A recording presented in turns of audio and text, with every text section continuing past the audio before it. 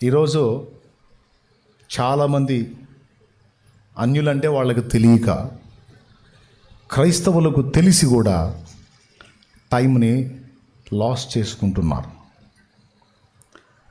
సమయమును ఏ విధంగా సద్వినియోగం చేసుకోవాలో చాలామంది గ్రహించట్ల. సాతాను చేత ఆ విషయంలో మోసగించబడుతున్నారు. మీకు అందరికీ సుపరిచితమైన వచనం ఎఫెసీ పత్రిక 5:15 నుంచి. ఎఫెసీ పత్రిక 5:15 నుంచి ఒక్కసారి ఆ వచనం తీసి అండర్లైన్ చేయండి. దినములు చెడ్డవి గనుక సమయమును పోనీయక సద్వినియోగము చేసి కొనుచు అజ్ఞానుల వలె కాక జ్ఞానుల వలె నడుచుకున్నట్లు జాగ్రత్తగా చూచుకొనుడి. సమయమును పోనీయక అన్నాడు అంటే సమయం వెళ్ళిపోయిద్ది అన్నమాట.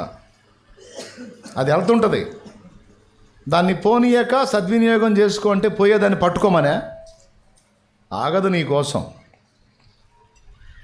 ఆగదు, అది వెళ్ళిపోతానే ఉంటుంది.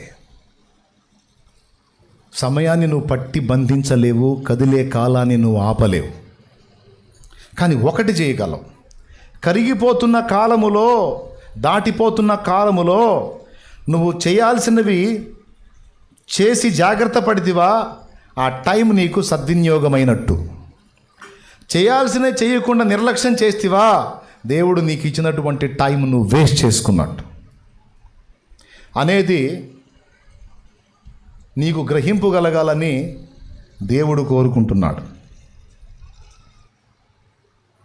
కాల విలువ తెలుసుకున్నవాడు ధన్యుడు, కాల విలువ ఎరగకుండా దాన్ని నష్టపుచ్చుకున్నవాడు అన్యుడు. కానీ అన్యులలో కూడా కొంతమందికి టైం విలువ తెలుసు. నిజదేవుడు తెలియదు, కానీ టైం విలువ అన్ని జనులకు తెలుసు. కానీ దేవుని బిడ్డలంగా ఉన్న మనకి మన అజ్ఞానాన్ని బట్టి టైం విలువ తెలియట్లా. టైం విలువలో జస్ట్ మీకు ఒక విషయం చెప్తాను నేను. ప్రపంచ ప్రఖ్యాతిగాంచినటువంటి తబలిస్ట్ ఒక ఆయన ఉన్నాడు. ప్రపంచ ప్రఖ్యాతిగాంచిన తబలిస్టు ఎవరాయన? జాకిర్ హుస్సేన్ ఆయన పేరు. ప్రపంచ ప్రఖ్యాతిగాంచినోడా? అబ్బా, అవునా? ఆయన అద్భుతమైనటువంటి వాయిద్యకారుడు, తబలాని బాగా ప్లే చేస్తాడు. ప్రపంచ ప్రఖ్యాతిగాంచినటువంటి గాయకుడు అండ్ డాన్సర్ ఒక ఆయన ఉన్నాడు, మైకేల్ జాక్సన్. ఆ మధ్యకాలంలో చనిపోయాడు. ప్రపంచ ప్రఖ్యాతిగాంచినటువంటి శాస్త్రవేత్తలు ఉన్నారు. పైన తిరిగే ఫ్యాను, విద్యుత్తు, కరెంటు, బల్బు, కుట్టు మిషన్ దగ్గర నుంచి రైలు ఇంజన్ దాకా అన్ని రకాల వస్తువులు కనుగొన్న వాళ్ళు శాస్త్రవేత్తలు. వీళ్ళందరి జీవితాల్ని మనం పరిశీలిస్తే వీళ్ళందరూ ఒక్క విషయంలో సఫలీకృతులయ్యారు. ఆ ఒక్క విషయం ఏంటంటే టైంని సరిగా వినియోగించే విషయంలో వాళ్ళు జాగ్రత్త పడ్డారు. ప్రపంచంలో మరి ఎవడు ఇతనిలాగా నాట్యం ఆడలేడు అని మైకేల్ జాక్సన్ అనిపించుకున్నాడంటే తన జీవితంలో విలువైన సమయం అంతటిని కూడా దాన్ని ప్రాక్టీస్ చేసే దానిలోనే అతను వెచ్చించాడు. తనతో పాటు తోటి పిల్లలు వేరే ఆటలాడుకుంటే ఇతను డ్యాన్స్ వేయటమే చేశాడు. తన యవనస్తుడైన తర్వాత తన తోటి యవనస్తులు సరదాగా తిరుగుతూ కబుర్లు చెప్పుకుంటూ కాలక్షేపం చేస్తే తను మాత్రం ఆ ఆనందాలు కూడా వదిలేసుకొని తన టైంని డ్యాన్స్ మీదే పెట్టాడు. Singing and dancing. చివరికి ఎంతగా ఎదిగాడంటే ఆ టైపులో డ్యాన్స్ చేసేవాడు ఇంకొకళ్ళు లేడు అన్న కాడికి వెళ్ళాడు. ప్రపంచమే వాని వైపు చూసేటట్టుగా ఆ స్థాయికి వెళ్ళాడు. అన్యుడే. ఆయన పాడినా, ఆయన నాట్యం ఆడినా జనాలకి ఏం చేయాలో అర్థం కాక ఎవరో సస్తే కానీ ఏడిచినట్టు ఏడుస్తారు వాడిని చూస్తే. వాళ్ళకి ఎట్లా రియాక్ట్ అవ్వాలో అర్థం కాక ఏం లేదు, వచ్చి స్టేజ్ మీద నిలబడి ఒక పోజు పెడతాడు, విషాదంగా ముఖం పెడతాడు, అంతే అని చెప్పి ఏడుస్తూ ఉంటాడు. వీడియోలు ఉన్నాయి చూడండి, ఇంటికి పోయి అయ్యే ఒక్కటే చూడండి, అన్నీ చూడకండి మళ్ళీ. అలా ఉంటుంది. అంటే అంతమంది ప్రజలకు తనకు డ్యాన్సు, సింగింగ్ కానీ ఆత్మ రక్షించేవి కాదు. కాసేపు వాళ్ళకి వినోదాన్ని కలిగిస్తాయి. ఏం కలిగిస్తాయి? వినోదాన్ని కలిగిస్తాయి. కానీ అతన్ని ఎంతగా అభిమానించారంటే అంత అభిమానించారు. అంతమందికి అభిమాన పాత్రుడు అవడానికి కారణం ఏంటో తెలుసా? తను దేన్నైతే పట్టుకున్నాడో దాని మీద పట్టు సాధించిన దాకా తన టైం అంతా దానికి కేటాయించాడు. ఈరోజు చాలామంది మనుషులు ఇక్కడ ఉన్నారు, లోకములో కొన్నిటిని సాధించాలని నడుం కట్టారు. సేవకులు లేకపోతే విశ్వాసులు నశించిపోతున్న ఆత్మను రక్షించాలని నడుం కట్టారు. కొంతమంది ఆత్మ సంబంధమైన వాటికి నడుం కట్టారు, కొంతమంది శరీర సంబంధమైన వాటికి నడుం కట్టారు. కొంతమంది చదివి ఏదో ఒక స్థానంలో నిలిచి కుటుంబాన్ని కాపాడుకోవాలి, పోషించుకోవాలి, ప్రొటెక్ట్ చేయాలని కొంతమంది యవనస్తురాళ్ళు నడుం కట్టారు. నేను చెప్తున్నా, మంచిది. మనం భౌతికంగా నిలదొక్కాలి, ఆధ్యాత్మికంగా కూడా నిలదొక్కాలి.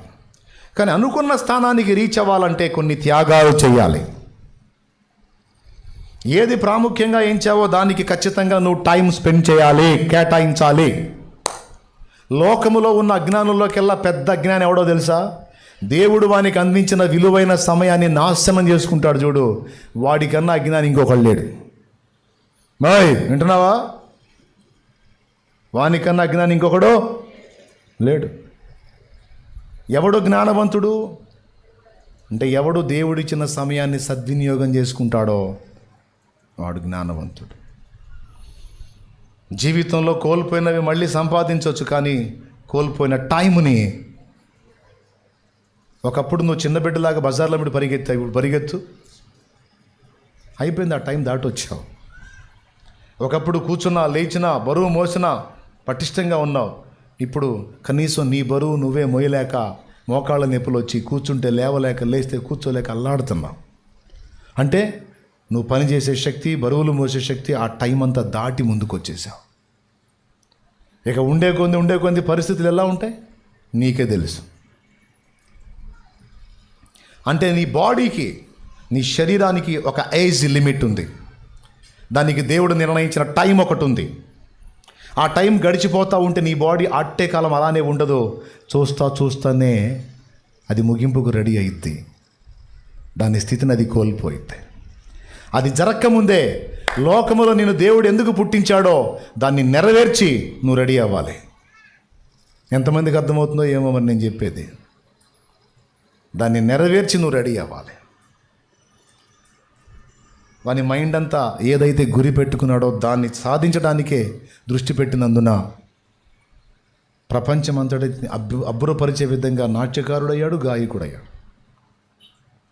జాకీర్ హుస్సేన్ తబలిస్ట్ అన్నాం కదా, తన ఫ్యామిలీ టూర్లకు వెళ్తే తను గదిలో కూర్చొని తబలా కొడుతూనే ఉన్నాడు. అంటే కొన్ని సంతోషకరమైన అనుభవాలు త్యాగం చేశారు. అప్పట్లో నాకు తెలిసిన ఒక కీబోర్డ్ ప్లేయర్ తెలుసు, ఆయన music director, famous music director India వైజ్డ్గా. అతడైతే గదిలోకి వెళ్ళి ఆ స్టూడియోలోనే తన జీవితంలోని ప్రధాన భాగం అంతా అయిపోయింది. తన యవన కాలపు ఆనందాలు, సంతోషాలు మొత్తం ఫణంగా పెట్టి దాన్ని ప్రాక్టీస్ చేశాడు. దేశంలోనే నంబర్ 1 మ్యూజిషియన్గా పేరు తెచ్చుకున్నాడు. ఈరోజు చాలామంది పెద్ద పెద్ద లక్ష్యాలు కలిగి ఉన్నారు. మైండ్ బాగున్న వాళ్ళందరూ జాగ్రత్తగా వినండి. మైండ్ పోయిన వాళ్ళకి ఎన్ని చెప్పినా అర్థమై సావు ఆశోది వాళ్ళకి, వాళ్ళ బతుకులు అంతే. మీరు ఎంతమందికి బ్రెయిన్ బాగా పనిచేస్తుందో, హృదయాలు బాగున్నాయో మీరు చెప్పింది వినండి జాగ్రత్తగా. ఎంతమంది లైన్లో ఉన్నారు? నిజంగానే నేను ముగించబోతున్నాను. ఇంకెక్కువసేపు చెప్పను. ఈరోజు తీర్మానం చేసుకున్నాను, ఎట్టి పరిస్థితుల్లో 12:30 కల్లా ఫైనల్ చేసేసేయాలని. ఇంకా కరెక్ట్గా 15 నిమిషాలే ఉంది. నేను చెప్పేది కూడా టైం గురించే. స్తోత్రం చెప్పు. వింటున్నారా? ఇలాగ చెప్పుకుంటూ పోతే శాస్త్రవేత్తల జీవితాలు కూడా తీసుకుంటే వాళ్ళు ఏదనుకున్నారో ఆ లక్ష్యాన్ని రీచ్ అవ్వడానికి వాళ్ళకి దేవుడిచ్చిన టైంని చక్కగా వినియోగించుకున్నారు. ఓ యవనస్తురాలు ఉంది, ఏవో లక్ష్యాలు పెట్టుకుంది.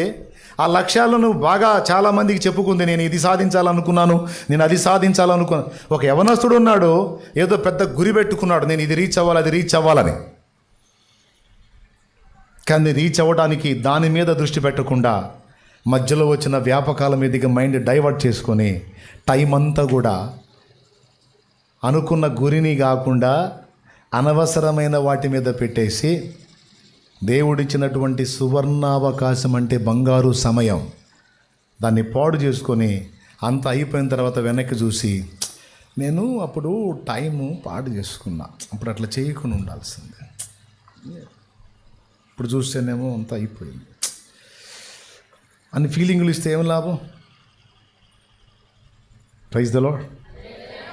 అది కాకముందే కదా. ఇప్పుడు నా లైఫ్లో చెప్తాను, సేవకులు ఉన్నారు బాబు, విశ్వాసులు సేవకులు అందరూ వినండి.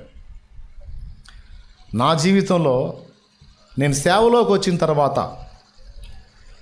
దైవ సేవలోకి వచ్చిన తర్వాత ఒక లక్ష్యం ఏర్పరచుకున్నాను. నేను నాకు దేవుడు అవకాశం ఇస్తే, నన్ను దేవుడు పిలిచే లోపు ఒక 50 ఆత్మల్ని రక్షణలో నడిపించి ప్రభువుకి అప్పచెప్పి వెళ్ళిపోదాం. చిన్న లక్ష్యం పెట్టుకున్నా, దేవుడు దాన్ని వెంటనే నెలలలోనే రీచ్ చేశాడు. ఆ తర్వాత లోకంలో నశించిపోతున్న వాళ్ళు 50 మందే కాదుగా, కోట్ల మంది ఉన్నారు. కాబట్టి దేవుడు అవకాశం ఇస్తే మరికొంతమందిని విస్తారమైన ఆత్మల రక్షణ కార్యం నేను చూడాలి. ఆత్మలను రక్షించాలి, రక్షించిన వాళ్ళని దేవుని పని కొరకు సిద్ధపరచాలి, సిద్ధపరచబడిన వారిని దేవుని కొరకు వినియోగించాలి, వాళ్లకు వెన్నుదన్నుగా ఉండి నడిపించాలని లక్ష్యాలు పెట్టుకొని నేను దేవుని పని మొదలుపెట్టా. బాయ్ జాగ్రత్తగా వినండాయా, మొదలుపెట్టా. నాతో పాటు దైవ సేవ చేయడానికి నడుం కట్టిన దైవజనులు నా తోటి సాటి సహోదరులు ఉన్నారు. వాళ్ళని విమర్శించాలన్నది నా ఉద్దేశం కాదు.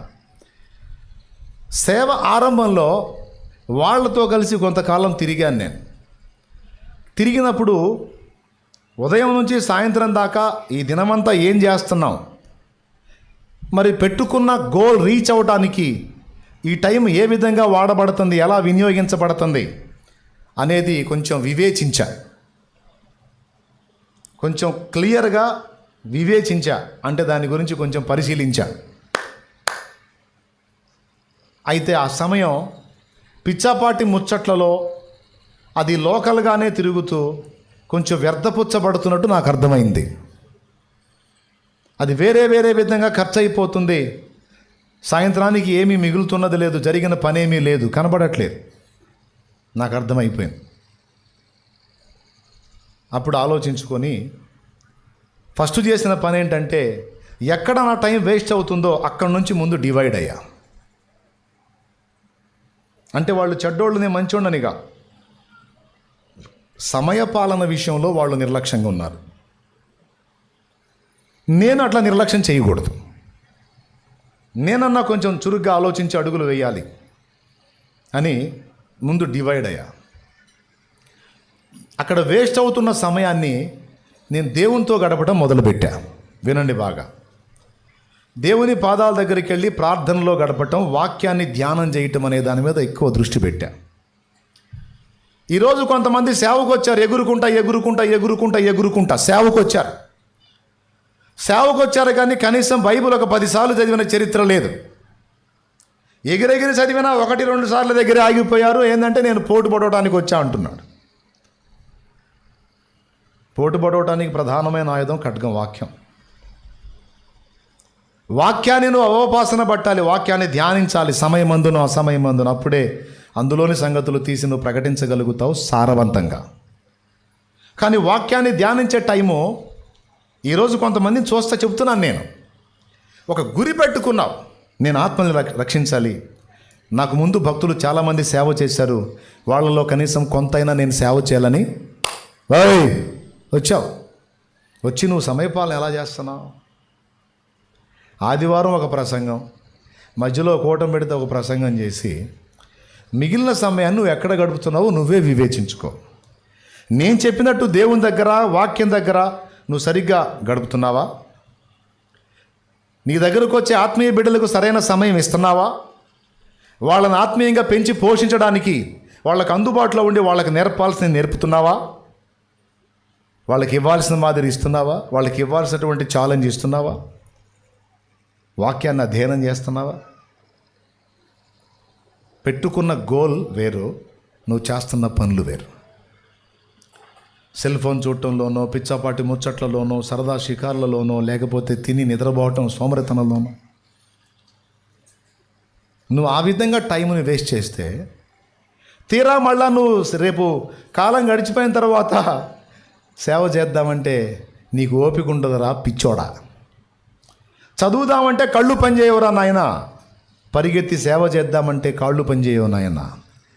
ఒక గంట సేపు మాట్లాడదామంటే శక్తి జాలదురయ్యా. అవన్నీ నీకు దేవుడు ఇచ్చినప్పుడే, నీకు అవన్నీ అందుబాటులో ఉంచినప్పుడే నువ్వు సరిగ్గా సరైన టైంలో సరైన నిర్ణయాలు తీసుకొని ఆ నిర్ణయాలకు కట్టుబడి వాటిని నెరవేర్చడానికి నువ్వు అడుగులు కదిలిస్తే అప్పుడైతే. నా లైఫే ఒక మాదిరిగా చెప్తున్నా, ఎచ్చుల కోసం కాదు. మీ టైంని ఎలా వేస్ట్ చేసుకోకుండా జాగ్రత్త చేసుకోవాలో మీకు అర్థం కావటానికి చెప్తున్నా. నా సమయం అని అర్థం చేసుకుని ఆ విధంగా బ్యాలెన్స్ చేసుకున్నాను. దేవునితో గడపటం, వాక్యం చదవటం, భక్తులు మాట్లాడిన విషయాలన్నిటినీ పరిశీలించటం, వాళ్ళు రాసిన గ్రంథాలు చదవటం, అట్లా నా టైంని విషయ సేకరణ మీద పెట్టాను. సద్వినియోగమైంది అక్కడ. రెండవది, దేవుని పాదాలను పట్టుకొని గోజాడటం మొదలు. నేను ఒకటే ఆలోచించుకున్నాను, జీవనోపాధైన పనికి వెళ్ళినప్పుడు పొద్దున్న నుంచి సాయంత్రం దాకా క్యారేజీకి అన్నం పెట్టుకొని మరి తీసుకెళ్ళి తిని చేశాంగా 8 hours. ఆ 8 గంటల్లో కనీసం 4 గంటలు నేను దేవుని దగ్గర గోజాడితే చేయాల్సిన కార్యాన్ని దేవుడు చేస్తాడని తెల్లవారుజామున లేచి వెళ్ళి ప్రార్థనలో గడిపేవాడిని. టిఫిన్ చేసే టైం కల్లా మళ్ళీ వచ్చి 9ంటికి వచ్చి మొహం కడుక్కొని తిని మళ్ళా పోయేవాడిని. సేవకుడా, ఈరోజు దేవుడు నీకు ఖాళీ సమయం ఇచ్చాడు. ఏదో ఒక 50 మందిని 100 మందిని సంఘాన్ని నీకు ఇచ్చి నీకు కొంచెం ఫ్రీ టైం ఇచ్చాడంటే శుభ్రంగా తిని మంచిగా వండుకొని సెల్ ఫోన్ తీసి దర్రే అనుకోమని కాదు. భవిష్యత్తులో నేను నీ కొరకు ఆత్మల్ని పంపునట్లు నీవు ఇప్పుడే జాగ్రత్తగా సిద్ధపడు. ఇది నీకు ఖాళీ టైం ఎందుకు ఇచ్చానంటే సిద్ధపాటు కొరకు ఇచ్చా. ఈ టైం అయిపోయిన తర్వాత నీ ముందుకు ఆత్మల్ని తెస్తా. ఆత్మల్ని తేవాలంటే నేను ఇచ్చిన టైంలో నువ్వు రెడీ కావాలి. రెడీ కాకుండా నువ్వు నిర్లక్ష్యం చేసావంటే ఎక్కువ మంది నీకు ఇవ్వలేని నా కుమారుడా అని దేవుడు చెప్తున్నాడు. అర్థమైతే స్తోత్రం చెప్పు. ఏం చేయాలా నువ్వు? సేవకుడే కాదు, విశ్వాసులు కూడా. ఆత్మలను రక్షించడానికి దేవుడు నీకు మంచి టైం ఇచ్చాడు. ఇచ్చినప్పుడే నువ్వు సువార్త చేయాలి, చెప్పాల్సిన వాళ్ళకి దేవుని వాక్యం అందించాలి. లేదంటే రేపు నువ్వు ఈ లోకాన్ని వదలవచ్చు, లేదా నువ్వు ఎవరికి చెప్పాలనుకున్నా వాళ్ళు పోవచ్చు. వాయిదాలు వేయకూడదు. ఈరోజు చేయాల్సిన పనిని రేపటికి వాయిదా వేయొద్దు. అదే పెద్ద దరిద్రం. ఏ రోజుదా రోజు అయిపోవాలి, ఎప్పటిదప్పుడు అయిపోవాలి. ఈ వాయిదాలు వేసుకునే ఆ అనుభవాన్ని, అలవాటుని సాధన చేసావంటే పెందలాడు ఒక దారి అవుతాం. వేయకూడదు. ఎంతమందికి అర్థమైంది? ఒక సంఘం అయింది, ఇంకొక చోట 3 ప్రాంతాల్లో ఆదివారం రోజు నైట్ నేను పండుకునేసరికి 1 గంట. నైట్ నేను పండుకునేసరికి 1 గంట 2. ఎందుకు? ఈ ఊర్లో చెప్తాను, ఇంకో ప్రాంతానికి వెళ్తాను, అక్కడ చెప్తాను, అక్కడ నుంచి 3వ ప్రాంతం దగ్గరికి వెళ్ళేటప్పటికి పొద్దుపోయిద్ది, 9, 9:30 అయింది. అయినా బిడ్డలు అట్నే ఉంటారు, అన్న వస్తాడని. అక్కడికి వెళ్ళి వాక్యం అందించి వాళ్ళందరికీ ప్రార్థన చేసి వాళ్ళతో కాసేపు కూర్చొని ఆత్మ రక్షణ కొరకు వాళ్ళని పురికొల్పి వాళ్ళని బలపరిచి వాళ్ళని పంపించి నేనంత ఆహారం తినేటప్పటికి 12. నాకు ఆహారం పెట్టిన వాళ్ళు వెళ్ళాలిగా, మళ్ళీ వాళ్ళ కోసం ప్రార్థన చేసి వాళ్ళకి మాట్లాడి వాళ్ళని పంపించేది 1 గంట 2. అయినా పర్లా, నా టైము దేవుని పనిలో ఖర్చు అవ్వాలని దృష్టి పెట్టి అలా చేశా. దేవుని కృప, ఓన్లీ 1.5 yearలో 3 సంఘములు కట్టబడ్డాయి.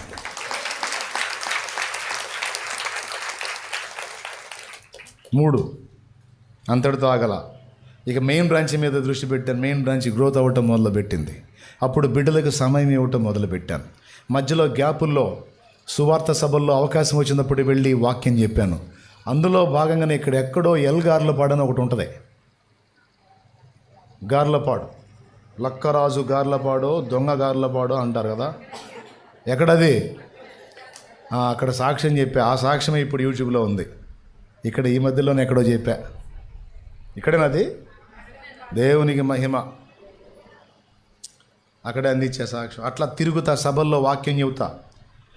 ఇంటికి వచ్చినప్పుడు, మందిరం దగ్గరికి వచ్చినప్పుడు చిన్నగా ఏర్పడిన పరిచారకులకి, విశ్వాసులకి సమయం కేటాయించి వాళ్ళు అడిగిన సందేహాలకి క్లారిటీ ఇస్తూ, బిడ్డల్ని బలపరుస్తూ, ఆత్మీయంగా పురికొల్పుతూ, కృంగితే లేవనెత్తుతూ, వారి కోసం ప్రార్థన చేస్తూ, దేవుని పాదాల దగ్గర గోజాడి, ప్రజలు వస్తున్నారు ప్రభువా, ఒట్టి చేతులుంచితే ఎవరికి కార్యం జరగకపోతే ఉద్యోగం ఎక్కడి నుంచి వచ్చింది? నీ శక్తి నాలో పనిచేయాలి ప్రభువా, బిడ్డల్లో పనిచేయాలి ప్రభువా, నీ శక్తితో నన్ను నింపు, నీ ఆత్మతో నన్ను నింపు. వారిని తాకినప్పుడు నువ్వు బాగు చేయి, వారితో మాట్లాడినప్పుడు వారి హృదయాల్లో కార్యాలు చేయి, వారికి మారు మనసు రక్షణ ప్రసాదించు. నేను మాట్లాడితే ఎవడు మారడు ప్రభువా, నువ్వు మాట్లాడు నాలో ఉండి, నువ్వు తాకు నాలో ఉండి, నువ్వు స్పర్శించు నాలో ఉండని గోజాడుకొని ప్రార్థన చేసుకున్నాం. వాక్యంలో సిద్ధపడటం, సభలకు వెళ్ళి వాక్యం అందించడం, పరిచారకులతో గడపటం, విశ్వాసం, ఇట్లా నా టైం అంతా ఎక్కడా వేస్ట్ కాకుండా. ఈరోజు చాలామందికి అర్థం కాల, ఇంత షార్ట్ పీరియడ్లో ఇది ఎలా సాధ్యం అంటే, ఫస్ట్ దేవుని కృప, రెండవది దేవుడు నన్ను నడిపించిన క్రమశిక్షణ, టైం సెన్స్. దిమాకున్న వాళ్ళందరికీ ఇది వాల్యుబుల్ పాయింట్. దీన్ని నిర్లక్ష్యం చేస్తే మీ కర్మ. సిద్ధపడటానికి అవకాశం ఇచ్చాడు, సిద్ధపడాలి. అంతేగాని సిద్ధపడే సమయంలో నిద్రపోతే ఇంకా తీరా నువ్వు దేవుడు నీ ముందుకు వ్యక్తులను తెచ్చినప్పుడు ఇంకేం చెబుతాను? నువ్వు సెల్ ఫోన్లు చూసుకుంటా టైం పాస్ చేస్తే నువ్వు సేవ ఏం చేస్తావు? శక్తి ఎప్పుడు పొందుతావు? అప్పుడు నేను సేవకు వచ్చినప్పుడు సెల్ ఫోను, కీప్యాడ్ ఫోన్స్ ఉన్నాయి, కానీ టీవీలు ఉన్నాయి ప్రతి ఇంట్లో, పెద్ద పెద్ద టీవీ. నేను కూడా ఒక టీవీ తెచ్చిపెట్టుకొని అనుకుంటూ కూర్చోవచ్చు, రిమోట్ చేతిలో పెట్టుకొని ఛానల్ మార్చుకుంటా. పట్టించుకోవాలా, పిచ్చోళ్ళలాగా ఆ పొలాల మీద, ఆ జమ్మి చెట్ల కింద, ఆ చింత తోపులో చింత చెట్ల కింద, ఎండ కొడితే చింత చెట్టు కింద, సాయంత్రానికి చల్లబడితే చెరువు కట్ట మీద. ఇదంతా నేను బిల్డప్ కోసం చెప్పట్లా. ఒక ప్రయాణ పద్ధతిలో దేవుడు నన్ను నడిపించిన తీరు అన్నిటికంటే ముఖ్యమైనది టైం సెన్స్, సమయ పాలన. ఆ టైంని ఎలా నువ్వు వినియోగిస్తున్నావు, దాన్ని బట్టి నీ భవిష్యత్తు ఉంటుంది. దేవుడు నీకు ఇచ్చినటువంటి సిద్ధపడవలసిన సమయం నువ్వు నిర్లక్ష్యం చేస్తే భవిష్యత్తు ఉండదు నీకు. చదువుకునే యవనస్తులకి, స్త్రీలకి, పురుషులకి అందరికీ చెప్తున్నా, సోమరి చీమల యొద్దకు వెళ్ళు, అవి పంట కాలంలో కూర్చుకుంటాయి, వేసవిలో కూర్చుకుంటాయి, వర్షాకాలంలో హాయిగా ప్రశాంతంగా తింటాయి అని ఎందుకు చెప్పాడో తెలుసా? ఏ టైంకి ఏది చేయాలో తెలుసుకొని జాగ్రత్త పడినానా అనే పాఠం కోసం. ప్రియులారా, 4 సంగతులు చెప్తా, ఇంక అయిపోయింది. బైబిల్ మూసేసాను, 12:30 కల్లా క్లోజ్. దేవునికి స్తోత్రం. అది నీకు నమ్మకం కోసం నిలబడ్డా కూడా ఇక ముగింపు నిజమేనని. అయ్యా, 4 విషయాలు. నంబర్ 1, మొట్టమొదటిది, సరైన టైంలో దేవుణ్ణి వెతకడానికి నాకు అవకాశం దొరికింది, వెతికాను, దేవుడు దొరికాడు. దేవుడు దొరికినప్పుడు, వినండి బాగా, మొత్తం వినండి. దేవుడు దొరికినప్పుడు ఆయన దగ్గరికి వెళ్ళి ఆయన ఏం చెప్తున్నాడో, ఆయన ఏం చేయమంటున్నాడో దాని మీద దృష్టి పెట్టా. మారు మనసు పొందు, పాపక్షమాపణ నిమిత్తం బాప్తిస్మం పొందు, నువ్వు నాకు చెందినవాడివి కా అని పిలిచాడు. 4 ఆదివారాలు దేవుని మందిరానికి వెళ్ళాను, వాక్యం చదివాను, మ్యాటర్ అర్థమైంది. 5వ వారంలో బాప్తిస్మం పొందా. అది కూడా వాళ్ళు ఇస్తే 2వ వారమే పొందేవాడిని. వాళ్ళు ఇచ్చేటప్పటికి అంత టైం పట్టింది. వాళ్ళు కోటాలు పెట్టి ఆ కోటాల్లో ఇచ్చారు. ఒకవేళ ఆ కోటాలు లేకపోతే వాళ్ళు అప్పుడు కూడా ఇచ్చేవాళ్ళు కదా నాకు. ఎప్పటికయ్యేదో అంటే ఆలస్యం నాది కాదు, నేను మొదటి అడుగులోనే రెడీ అయిపోయా. 2వ టైంకి వచ్చేటప్పటికి బాప్తిస్మం పొందాను కదా. బాప్తిస్మం పొందిన తర్వాత పరిశుద్ధాత్మ కొరకు ప్రార్థన చేయుట కొరకు నువ్వు ప్రత్యేకంగా సిద్ధపడు. మారు మనసు పొంది బాప్తిస్మం పొందాను రైట్ టైంలో, ఆలస్యం చేయలా, అయిపోయింది. రెండవది, బాప్తిస్మం పొంది మళ్ళా పరిశుద్ధాత్మ శక్తి కొరకు ప్రత్యేకంగా సిద్ధపాటు. ఎందుకంటే పరిశుద్ధాత్మ ప్రభావం మన మీద పనిచేయకుండా దేవుని పనికి మనం పనికిరాం. మనం భక్తిలో నిలబడాలన్నా, 10 మందిని నిలబెట్టాలన్నా పరిశుద్ధాత్మ శక్తి మనకు కావాలి. పరిశుద్ధాత్మ శక్తి లేకుండా మనం ఏం చేయలేం. అందుకని రక్షణ తర్వాత ప్రత్యేకంగా సిద్ధపడి ఆత్మాభిషేకం కొరకు ప్రార్థనలో కనిపెట్టుకున్నా. బాప్తిస్మం పొందినప్పుడే పరిశుద్ధాత్మ మన లోపలికి ప్రవేశించాడు, ఆయన మనతోనే ఉన్నాడు. కానీ ప్రార్థనలో సిద్ధపడినప్పుడు ఆయన శక్తి మన మీదకి పంపుతాడు. ఆత్మ ఫలమును ఆత్మ వరములను ఆయన మనకిస్తాడు, పరిశుద్ధాత్మ. ఓకేనా? మూడవది, ఆత్మను పొందుకున్నా. ఎప్పుడైతే ఆత్మతో నింపబడ్డానో 4వది కర్తవ్యం బోధించాడు. ఏంటంటే దేవుని సహవాసంలోకి వెళ్తున్నాను, కష్టపడి పని చేసుకుంటున్నాను, అప్పులు తీర్చుకుంటా ఉన్నాను, ఉదయం మధ్యాహ్నం సాయంత్రం, ఆఖరికి వర్క్ దగ్గరికి వెళ్ళి కూడా మధ్యాహ్నం అందరూ కూర్చొని భోజనం చేసి మీటింగ్ పెట్టి మాట్లాడుకుంటే, బ్రదర్ ఏమనుకోవద్దు, విసుకోవద్దు, అర్థం చేసుకోండి. నాతో పాటు వర్క్ చేసే వర్కర్స్ వెళ్ళి భోంచేసి మధ్యాహ్నం లంచ్ టైంలో వాళ్ళు తిని పండుకునే వాళ్ళు పండుకుంటే, రెస్ట్ తీసుకోవడానికి మాట్లాడుకునే వాళ్ళు మాట్లాడుకుంటే, నేను పర్సనల్ ప్రదేశం వెతుక్కొని వెళ్ళి మోకాళ్ళ మీద ఉండేవాడిని. ఎచ్చులకి చెప్పట్లా, నిజం. పొద్దున్నే తెల్లవారుజాములు లేచి మోకాళ్ళ మీద ఉండి ప్రార్థన చేసుకునేవాడిని, వాక్యం చదువుకునేవాడిని. మధ్యాహ్నం లంచ్ బ్రేక్లో ప్రార్థన, నైట్ వచ్చిన తర్వాత స్నానం చేసి మళ్ళీ మోకాళ్ళ మీద నిలబడేవాడిని. ఆ విధంగా సమయమందును అసమయమందును దేవునితో అలా గడపటం మొదలుపెట్టాను. దేవుడు చేసే కార్యాలు దేవుడు చేస్తూ కుటుంబంలో నెమ్మదిని సమాధానాన్ని మొదలుపెట్టాడు. తర్వాత 4వ మెట్టుకి కొంతకాలం గడిచిన తర్వాత, ఇప్పుడు నీవు నా పరిచర్య కొరకు రావాలి అని పిలిచాడు. అప్పుడు నేను స్టార్టింగ్లో ముందు చెప్పాను కదా, భయాలు అవన్నీ నేను తట్టుకోలేను ప్రభా, రాలేను అన్నాను. కానీ దేవుడు తన శైలిలో నా దగ్గరికి వచ్చాడు. ఆయన స్టైల్లో దిమ్మ తిరిగి బొమ్మ కనపడింది. ఎందుకంటే మర్యాద జీవితం తినంగా. 4వది, ఆత్మాభిషేకం ఇచ్చి, పరిశుద్ధాత్మ అభిషేకం ఇచ్చి సేవకు ప్రిపేర్ చేశాడు. ఎక్కడ ఏది చేయమన్నాడో అది చేయటానికి నేను ఎక్కువ టైం తీసుకోవాలా. అది నాకు చాలా ప్లస్ అయింది. దేవుడు ఎక్కడెక్కడ ఏ మెట్టు చూపించి, ఇక్కడ ఇది ఎక్కురా నువ్వు అన్నాడు. ఓకే, ఇక్కడ ఇది ఎక్కురా, ఇక్కడికి అట్లా 4 దశల్లో దేవుడు చూపించిన ప్రకారం అడుగు వేసుకుంటా వచ్చాను. ఈ దశకు వచ్చేటప్పటికి దేవుని మహాకృపను బట్టి దేవుడు తన ఘనకార్యాన్ని జరిగించాడు.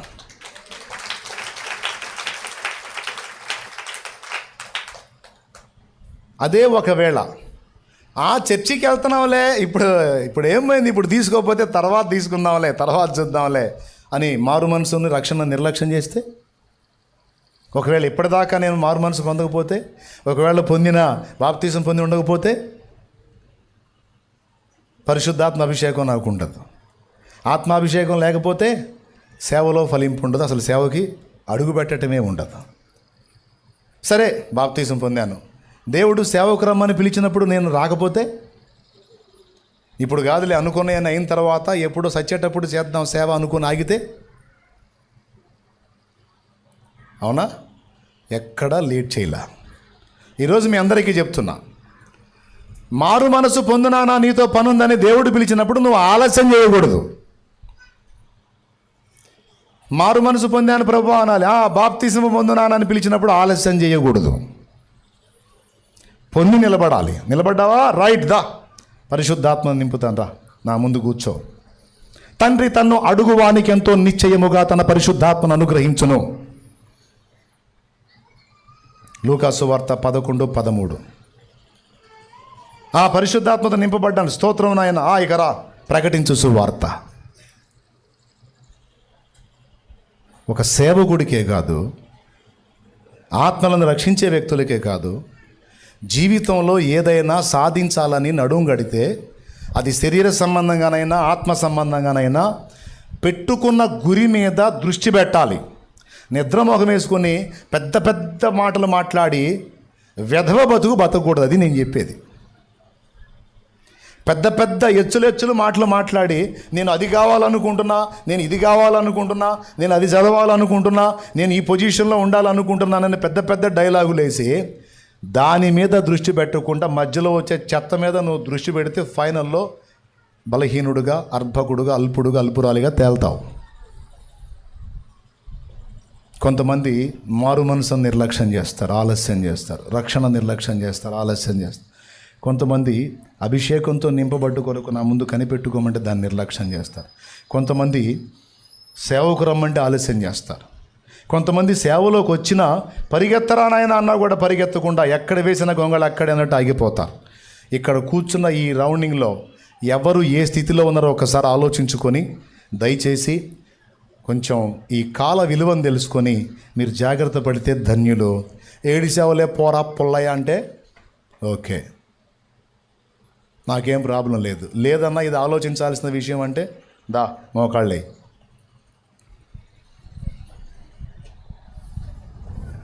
మోకాళ్ళే.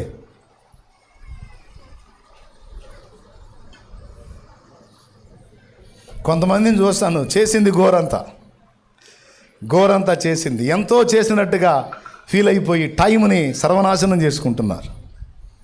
ఇంకా ఎంత చేయాలి? నీతో పాటు జీవించిన వ్యక్తులే నువ్వు ఎప్పటికీ రీచ్ కాలేనంత శిఖరాగ్రానికి వెళ్ళారంటే ఎందుకు వెళ్ళారో తెలుసా? ఫస్ట్ దేవుని కృప కాదని నేను అనను. ఆ కృప ఎక్కడ వర్కౌట్ చేసిందో తెలుసా? టైంని సద్వినియోగం చేసుకునే దగ్గర వర్కౌట్ చేసింది వాళ్ళని. అందుకే వాళ్ళ వల్ల అయింది, నీ వల్ల ఎందుకు కావటల్లా అంటే అక్కడ లాస్ అవుతుంది టైం దగ్గర. అదే నువ్వు టైం విషయంలో మెళకువగా ఉంటే, సిద్ధపాటుకు నీకు అవకాశం దేవుడు ఇచ్చినప్పుడు నువ్వు సిద్ధపడి జాగ్రత్త పడితే రాబోతున్న భవిష్యత్తు నీకే. అదొక ఆశీర్వాదకరమైన భవిష్యత్తు, బంగారు భవిష్యత్తు. కానీ నువ్వు అలాంటి దాన్ని నిర్లక్ష్యం చేసి వ్యర్థమైన వాటిల్లో ఆకర్షణలో పడిపోయి నువ్వు పలికిన మాటలేంది, నువ్వు చేసిన తీర్మానాలేంది, నువ్వు పెట్టుకున్న లక్ష్యాలేంది, ప్రజెంట్ నువ్వు చేస్తుంది ఏంది, దేవుడికి ఏ మాటలు చెప్పావు, కుటుంబ సభ్యులకి ఏ మాటలు చెప్పావు, నీ మీద ఆశలు పెట్టుకొని ఎదురు చూస్తున్న వాళ్ళని మోసం చేసి లోకాశల్లో పడిపోయావు. అల్ప విజయాలతో ఆనందపడిపోయి రాజీ పడిపోయి బతుకుతున్నావు. సరి చేసుకో. దేవుడు ఈరోజు నీకు ఇచ్చినటువంటి అద్భుతమైన పిలుపు. ఇకనన్నా జాగ్రత్త పడతావా?